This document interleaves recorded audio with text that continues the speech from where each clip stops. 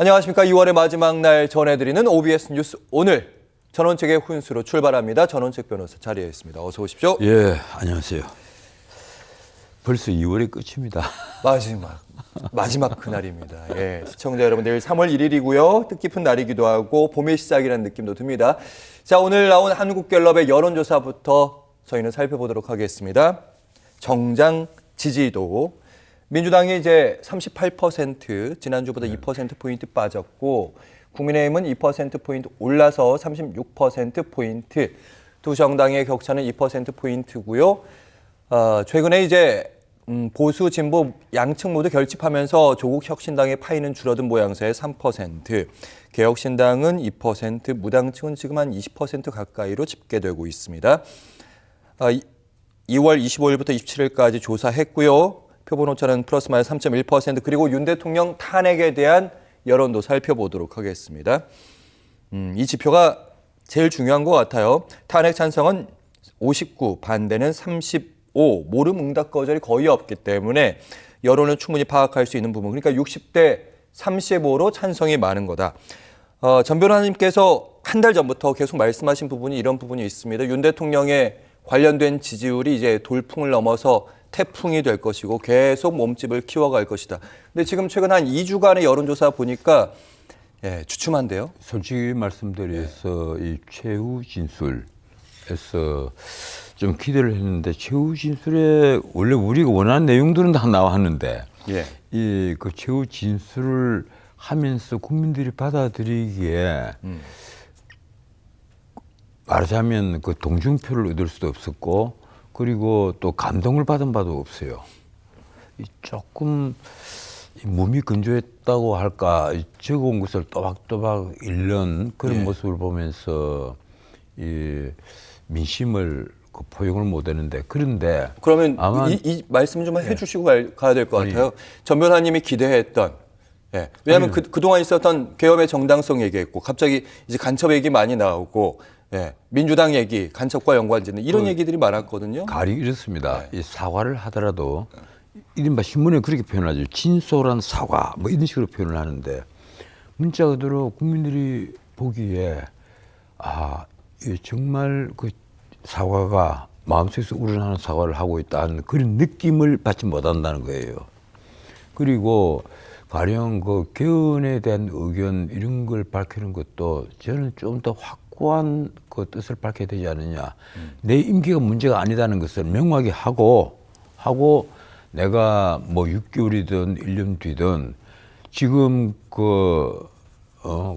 내가 파면 되느냐 안 되느냐 이것이 문제가 아니라 나에게 기회가 주어진다면 이 5년 단임제 체제로는 안 되니까 가령 국민들이 원하는 다른 체제를 만드는데 내가 일조를 하고 그리고 물러나겠다 하는 뜻을 좀 국민들이 이 피부에 와닿게 설명을 해야 되는데 그걸 못했다는 게 나는 조금 서서했습니다. 뭐 어쨌든 그 우리가 원하는 메시지는 다 나왔어요. 그리고 내일이 3월 1일이거든요. 이게 헌법재판소 판결은 이른바 이 교과서를 펼쳐놓고 보면 정치 순화적 판결이다 이렇게 표현을 합니다. 쉽게 말하면 국민들이 뜻에 따라서 움직일 수 있는 판결이라는 의미입니다. 그게 정치 순화적 판결이다. 그만큼 여론이 중요한 게 헌법재판소. 그렇죠. 그래서 내일 아마 그 서울 시민 집회 말씀하시는 거예요? 집회가 엄청나게 아마 모일 것으로 보여요. 제가 보기로는 그렇습니다. 지금까지 가령 부산, 대구, 광주, 대전 이걸 다 도는데 생각을 넘어서는 상상 이상의 인파가 모였단 말이에요. 예고되고 있습니다. 여론조사에서 그 응답률을 보고 아직도 이게 탄핵에 찬성하는 의견이 훨씬 높구나 뭐 이렇게 다들 보고 있고, 물론 저도 그렇게 보고 있습니다만은, 하지만 그 응답률과 그리고 이 열기를 좀 생각을 해야 됩니다. 이 갤럽은 어제까지 사흘 동안 조사를 한 것이고, 그 앞에 이제 MBS 조사가 있고 한 게 이게 전부 다 전화 응답 조사, 전화로가 하는 면접 조사입니다. 그런데 오히려 ARS 조사를 보면 개헌에 그 찬성하는 아니 접견이 아니라 탄핵에 찬성하는 의견이 우리 면접조사보다 오히려 낮아요. 예, 그래서 이건 앞으로 3월 한 10일경 돼서 보면 이것이 민심의 흐름이 어떻게 변할 것인가. 아, 방금 말씀하신 그 ARS 조사들이 지금 민심을 선반영하고 있다 이렇게 보시는 거예요? 제가 보기엔 좀 그런 면이 있어요. 실제 그런 쪽으로 움직이고 그리고 이 갤럽만 하더라도 요 앞보다 찬성은 물론 아주 미미합니다. 찬성은 1% 올라가고 탄핵 찬성은 1% 내려가고 탄핵에 반대하는 것은 1% 올라갔단 말이에요. 예. 그런데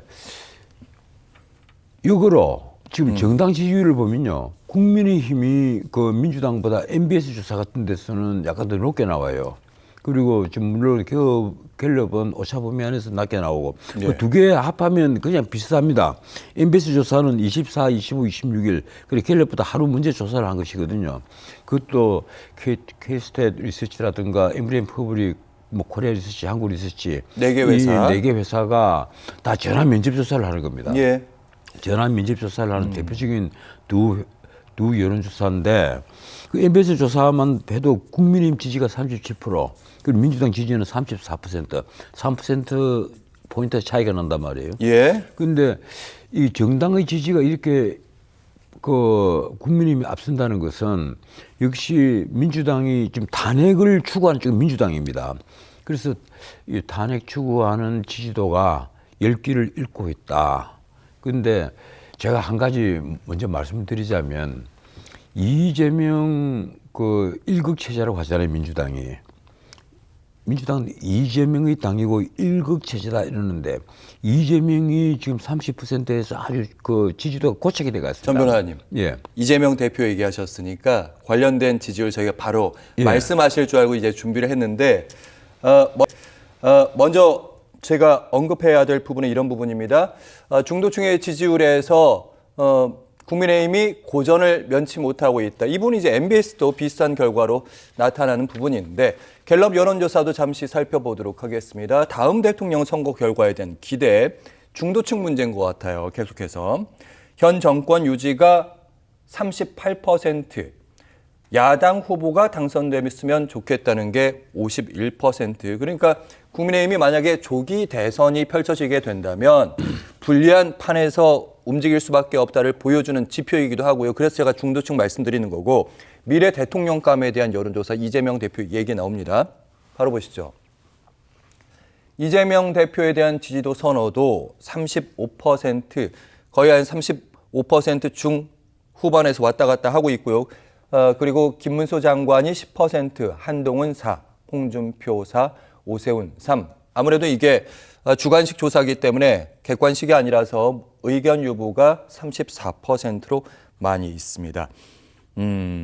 어떻게 보면 강성 보수층의 최대치가 아까 보셨듯이 이제 현 정권 유지가 38%, 한 10여 퍼센트 포인트 정권 교체를 바라는 시선보다 아래에 있거든요. 그러니까 보수층의 지지율의 최대치가 지금 이 정도가 최대가 아닌가, 이런 문제의식도 있습니다. 아니, 지금 정권 교체를 원하느냐 원하지 않느냐는 것은 늘 이제 이런 시점에서 설문을 하면 그건 당연히 정권 교체를 원하는 쪽이 높게 나올 수밖에 없습니다. 지금 왜 그런가 하면 탄핵 진국이란 말이에요. 그런데 이럴 때 정당 지지도를 보면 왜 언론에서 정당 지지도에 관심을 가지는가 하면 나중에 만약에 이른바 조기 대선이 벌어진다면 결국은 정당 지지도가 가장 큰 영향을 미치다는 걸 알고 있기 때문이에요. 그런데 정당 지지도를 보면 MBS 조사 같은 경우에는 지금 바로 그 갤럽보다 하루 먼저 사흘 동안 한 것인데 여기에는 민주당이 37%, 민주당이 34%, 그리고 국민의힘이 37%란 말이에요. 반면에 갤럽은 정반대로 민주당이 38. 38이고 그리고 국민의힘이 36. 국민의힘이 2%포인트 낮게 36%죠. 오차범위에서 오차범위 안에서 오차범위가 플러스 마이너스 31%포인트니까 비슷하게 이제 두 정당이 나오는 거니까 지금 가령 지금 이재명이 뭐 35%다 아니면 이제 MBS는 이재명이 31%로 나옵니다. 31%다. 그리고 김문수가 MBS에 아주 많이 나와요. 그렇더라고요. 뭐 18%인가 그리 나왔을 거예요. 그렇게 해서 그 가령 이렇게 쭉 그래프가 나옵니다만은 1대1로 1대1로 만약에 여론조사를 딱 들어가면 그 차이는 굉장히 좁혀지는 겁니다.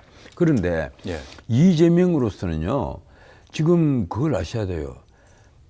윤석열 대통령이 아직도 현직에 있기 때문에 이재명의 인기가 유지되고 있는 측면이 있습니다. 이걸 우리가 뭐라고 부르는가 하면 적대적 공생관계라 그러거든요. 처음부터 본인이 그렇게 밀고 나간 거예요. 이재명 그 대표가 이 대선에서 떨어지고, 예.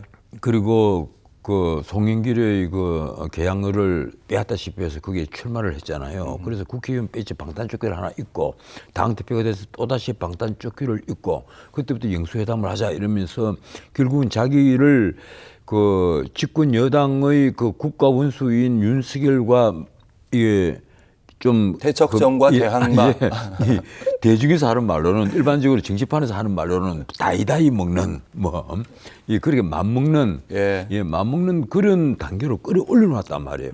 근데 이것이 자신이 그 정치적 압박에서 벗어나는 가령 대장동 때부터 온갖 사법 리스크에서 우선은 조금 벗어날 수 있는 길이기도 하지만 그래서 이제 적대적 공생관계로 자기를 윤 대통령과 같은 반열에 올려놓았는데 지금 이것이 만약에 윤 대통령이 여기서 그 파면이 돼서 사라져버리면 어떻게 되겠어요?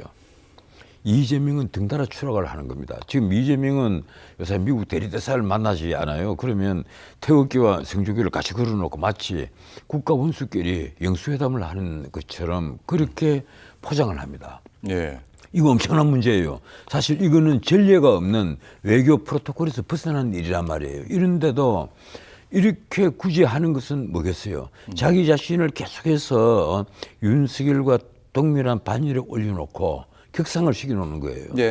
그런데 어쨌든 성공은 한 거죠. 그 부분이. 아니 만약에 윤석열이 이제 파면이 되고 사라지면 많은 정치 평론가들은 어떻게 보고 있는가 하면 그러면 이재명도 추락을 할 가능성이 있다. 첫 번째가 그것이고 두 번째 지금 이재명의 그 각종 범죄 12개의 혐의 그리고 5개의 재판 그리고 거기에 무기징역형이 최고형이 범죄가 6개인가 7개인가 됩니다. 이 엄청난 범죄의 수렁에서 가령 이재명이 모든 것을 다 뿌리치고 대통령이 출마를 한다고 합시다. 그러면 우리 국민들이 이제 대통령이 당선되었으니까 이재명은 무죄입니다. 이렇게 판단을 할 것인가. 대통령이 출마를 했으니까 그 정도의 인물이니까 이재명의 범죄는 우리는 전부 다 있겠습니다. 이렇게 할 것인가. 아니라는 거예요. 지금은 그 이재명 대표가 야당의 일극체제라고 해서 모든 사람들이 이런 이재명에 연관된 사법 리스크를 거꾸로 문제를 쉽지 않고 또 삼지 않겠지만 만에 하나라도 이제 윤 대통령이 그 물러나게 되고 그리고 정말 대선 그 전국이 벌어져서 가령 이재명 대 홍준표 아니면 이재명 대 김문수 이런 식으로 1대1 경쟁이 되었을 때는 오히려 이 사법 리스크는 엄청나게 부각이 될 거다. 엄청난지까지는 확인할 수는 없겠지만 예단할 수는 없겠지만 부각은 되는 건 확실합니다. 정치 전문가들이 겨내는 거래요. 엄청나게 이제 부각이 된다. 그래서 이재명은 뭔가 하면 지금 벌써 그런 이 여론조사가 어떤 게 있는가 하면요. 이재명은 절대 안 된다고 생각하는 사람이 누구냐 하면 2위예요. 1위는 이준석, 2위가 이재명이란 비호감도 말씀하시는 비호감도가 뭔가 하면 이재명의 끝까지 반대하고 나는 이재명이 없는 나라에 살고 싶다 이렇게 생각하는 사람들이 의외로 너무 많은 거예요. 그래서 이재명 대표도 이제 방금 말씀하신 대로 이제 엄청나게 사법적인 부분이 이렇게 커질 것인지 작게 만들 것인지 이재명 대표도 이제 작게 만들기 위해 노력을 하게 되지 않습니까? 그래서 지금 당내 통합을 한다 해서 사람들을 자꾸 만나고 다닌단 말이에요. 이게 만나고 다니는 것도 재미있어요. 보면 제일 처음에 만난 것이 아마 본인이 생각하기로는 본인에게 가장 경쟁자가 될 수 있다고 생각을 했을 거예요. 그건 친문의 적자라고 볼 수 있는 김경수. 그렇죠. 김경수를 제일 먼저 만났잖아요. 아마 김경수를 만난 게 그 2월 그 10일경 13일. 13일 만났죠. 13일 만나고 그 다음에 이제 만난 것이 김부겸, 이 영남의 주자 김부겸을 만났고 그다음에 만난 것이 자기와 적대적 관계를 해서 자기가 세 번이나 목을 쳤던 박용진을 만났습니다. 맞아요. 예. 박용진을 만났는데 박용진을 만나서 박용진이 뭐 웃으면서 악수를 하고 했지만 그 마음이 속이 얼마나 쓰리겠느냐 말이에요. 자, 그런 거 보면 우리나라 정치하는 사람들 대단해요. 그 박용진 또 이제 뭐 나이는 좀 들었습니다만 그래도 아직까지 젊은 나이인데 저 같으면 정말 못 만날 것 같아요. 나 이재명이 죽어도 만나서 악수를 못 하겠다 이럴 건데 그런 데서 만나서 악수를 하고 득담을 먼저 한단 말이에요. 보면. 그게 정치 아니겠습니까? 그리고 이제 이번에 만난 것이 임종석을 만났잖아요. 예. 임종석 전 비서실장 보니까 어제 만났는데 거기에 대한 이 대표 면전에서 한 얘기가 있습니다. 이재명을 넘어서는 인물을 지지하도록 하겠다. 예, 그런 말을 했죠. 예. 깜짝 놀라운 말을 했는데. 웃으면서 얘기했지만. 웃으면서 참 정말 그런 뼈 있는 말을 했어요. 그런데 사실 임종석만 하더라도 이 홍익표 의원이 임종석에게 자리를 돌려준다고 하면서 자기는 서초울로 가서 원내대표 지낸 분이에요, 홍익표도. 그런데 이제 낙선을 했잖아요. 예. 낙선을 할 정도로 그 승동갑을 줬는데 이재명은 그 승동갑을 두고 생각을 다르게 하고 있었단 말이에요. 이러니까 임종석으로서는 괘씸하죠. 예. 이 이재명이 정말 그 이재명의 지난번에 그 비명 행사했잖아요. 비명 행사를 해서 일당 체제로 하는 공천 파동. 이 한번 생각해 보세요. 지금 그 명태균 특검을 한다 그러잖아요. 예. 명태균 특검이 뭡니까? 공천 개입이란 말이에요. 처음에는 윤석열 대통령 김건희 부부의 공천 개입 거기서 시작이 된 게 나중에는 그 오세훈이 뭐 문제가 되고 오물을 다 뒤집어쓰잖아요. 홍준표 시장까지. 네, 홍준표 예. 시장까지 오물을 다 뒤집어쓰면서 민주당에서 지금 이 명태균 특검을 하자는 말은 이 조기 대선 전국에서 쉽게 말해서 그 국민의힘 쪽에 있는 유력 주자들에게 오물을 다 퍼부어버리겠다는 거예요.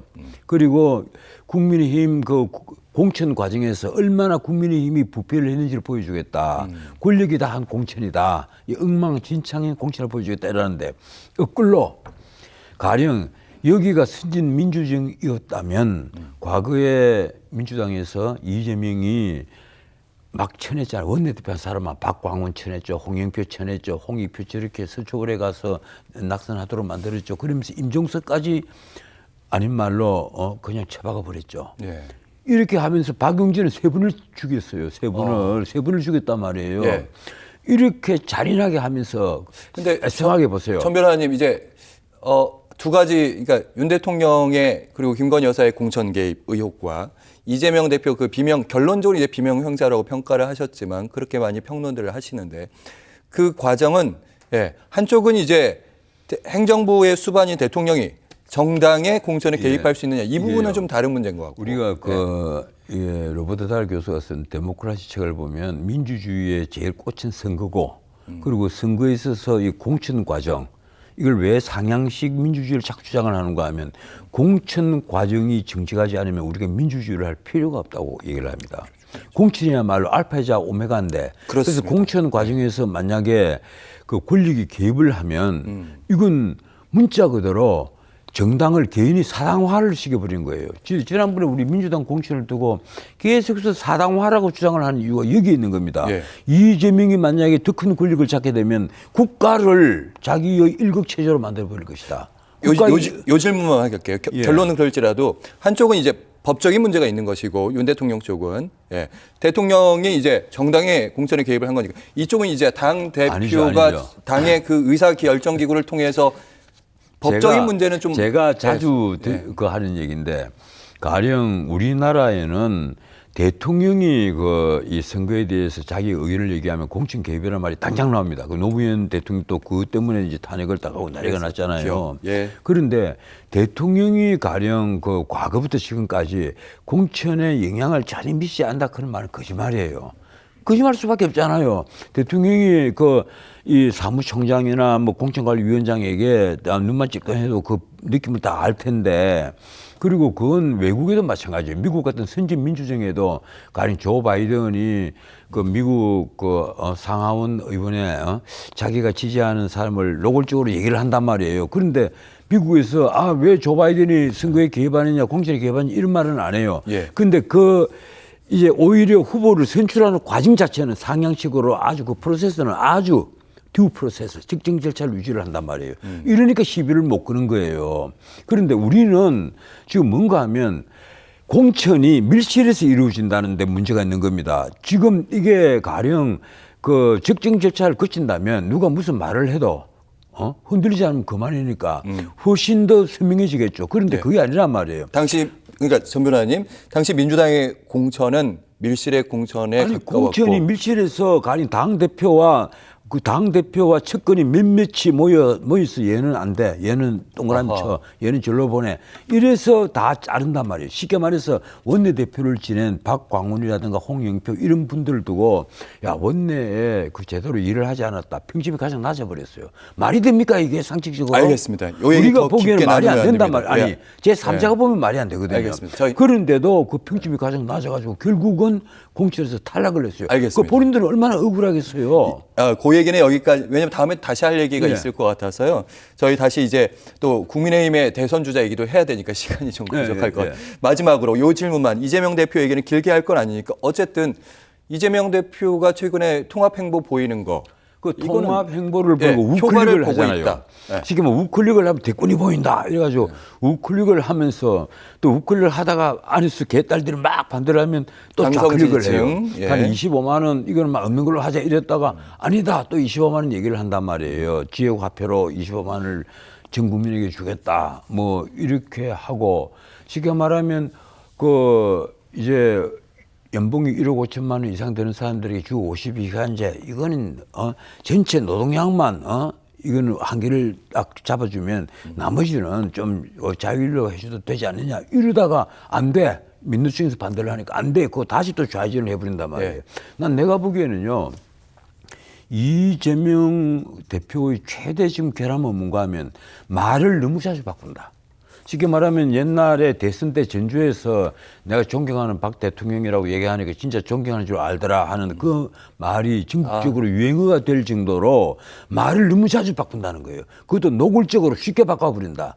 이러니까 그런 것이 여파를 미쳐서 지금도 공직선거법 항소심 이제 선고를 곧 앞두고 있는데 그 얘기를 많이 하시면 안 됩니다. 제가 보기에는 그렇습니다. 이재명 그 대표는 본인이 그 빠질 함정들을 본인이 스스로 파고 다닌다. 제가 보기에는 그래요. 쉽게 말하면 정치인으로서 제대로 된 정도를 걷고 있지 못하다는 겁니다. 어쨌든 최고위원회 통합행보 그리고 우클릭 이 부분은 진정성, 즉흥적이다. 이 말씀 계속 강조하시고 그렇죠. 계신 부분. 그 그리고 우클릭을 누가 믿겠어요? 네. 최근에 아무튼 이재명 대표에게 비명계에서 개헌 얘기 계속 많이 하던데 오늘 보니까 국민의힘의 한동훈 대표 그 얘기만 짧게 좀 듣고 가겠습니다. 올해 대선 열린다면 만약에 그리고 대통령 된다면 개헌 이끌고 3년 뒤에 물러나겠다. 이건 오세훈 시장도 비슷한 얘기하고 있고 최근에 한동훈 대표 이제 언론에 등장하려나 오세훈 봅니다. 이런 사람들이 그런 얘기를 다 하고 있고 그게 쉽게 말하면 조기 대선에 있어서는 지금 개헌을 할 시간적 여유가 없잖아요. 이러니까 4년 중임제든지 더 나아가서 내각제든지 개헌을 하게 되면 내 임기는 2년이면 2년, 3년이면 3년 여기에 맞춰서 내가 다 잘라내겠다. 이제 그런 얘기를 하고 있는데 이재명 대표는 개헌의 개짜도 얘기하면 외면을 합니다. 한동훈 대표에 집중해 보시죠. 왜 그런가 하면 본인 앞에 권력이 와 있으니까. 그런데 한동훈 대표는 이 개헌 정국으로 몰아가면서 본인이 롤백할 기회를 잡으려고 하는데 한동훈 대표에게는요. 엄청난 이번에 마이너스 요인이 생기지 않습니까? 그게 뭔가 하면 배신자 프레임을 스스로 덮었단 말이에요. 누가 덮어 씌운 게 아니에요. 이게 문제는 가령 윤석열 대통령에게 내란제 프레임은 민주당이 만들어서 덮어씌운 거지만 한동훈 대표에게 배신자 프레임을 덮어쓴 것은 본인이 윤 대통령 등에 칼을 꽂음으로써 본인이 스스로 덮어쓴 거란 말이에요.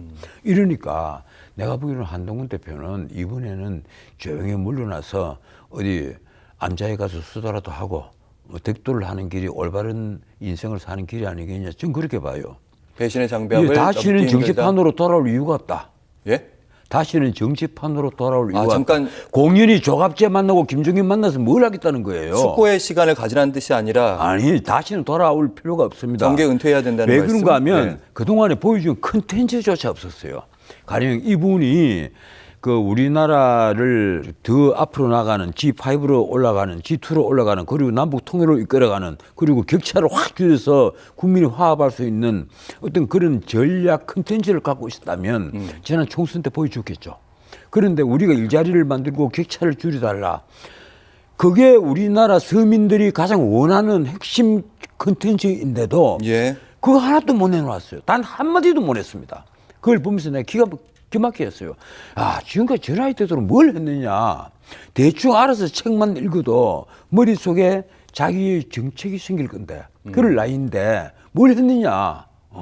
문자 그대로 술도 못 먹는다는 양반이 뭘 한 거냐. 뭘 한 것이냐. 결국에는 다시 숙고의 시간이 성장의 시간이 필요 없고 정치판으로 돌아올 이유가 없는 겁니다. 배신의 장벽 그 부분이 제일 걸린다는 말씀. 왜냐하면 정치판에요. 저렇게 사람과 사람을 뭐 어디게 넣고 빼고 뭐 이렇게 해서 정치를 하는 것은 그것은 구시대의 정치예요.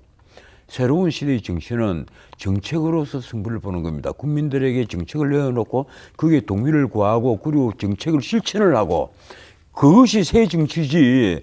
자꾸 안철수도 옛날부터 새 정치라는데 새 정치 뚜껑 여니까 뭐가 새 정치인지를 안철수도 모르고 있는 거예요. 이러니까 사실 이번에 윤석열 대통령이 이렇게 무너지도록 만든 첫 번째 원인은 나는 안철수에게 있다고 봐요.